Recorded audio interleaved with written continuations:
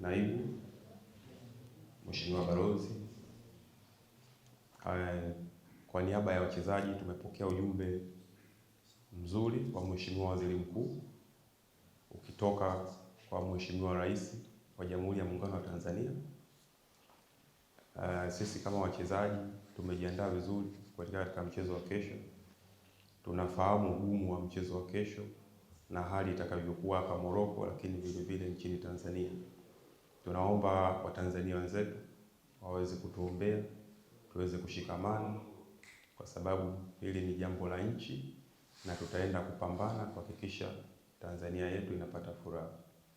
Kulikuwa kuna kampeni ya watu kuvaa jezi. Tunaomba wa Tanzania muweze kuvaa jezi za timu ya taifa kesho, kuonesha mshikamano kwa jeshi la Watanzania ambao liko huku likipambana siku ya kesho dhidi ya Morocco.